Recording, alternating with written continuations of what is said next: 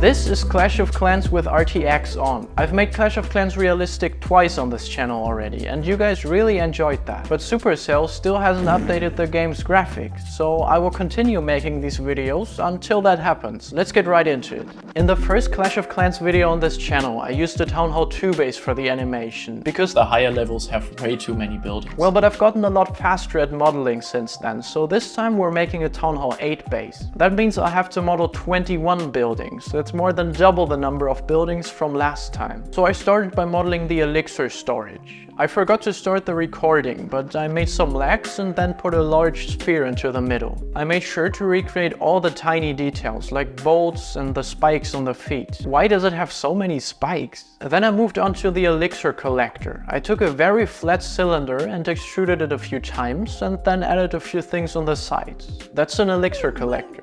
Next, I made the gold storage, and I actually used round coins this time. Most of these models are pretty easy to make if you break them down into their basic shapes. Getting the proportions right is the hard thing. But there was one model that was very difficult to make.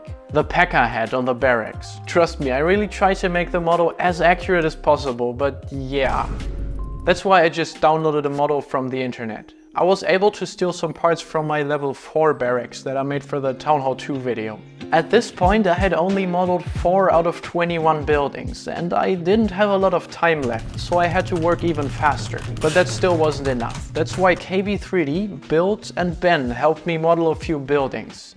Thank you guys so much for their help. So after 2 more days of work, I finally had all the buildings I needed. I was ready to start the texturing process. Making 3D textures look realistic can be difficult sometimes, but one of the most important aspects are surface imperfections. For one of my previous videos, I generated these imperfection textures using AI. So I reused them as a mask to mix between a main material and a dirt material. The elixir is just a pink glowing material. The texturing process wasn't too difficult because all of the buildings are pretty much just made from pink glowing stuff, gold, wood and stone. The level 8 walls have skulls stuck to them, so I downloaded this 3D scan of a skull. A lot of museums scan their stuff and upload it to the internet for everyone to use for free. That can be pretty helpful sometimes. I put the skull on a wall segment and gave it a dirty beige material. Now I could finally start building the base layout. Oh, and I reused the Town Hall 8 model from my Town Halls video. Definitely watch that video after this one.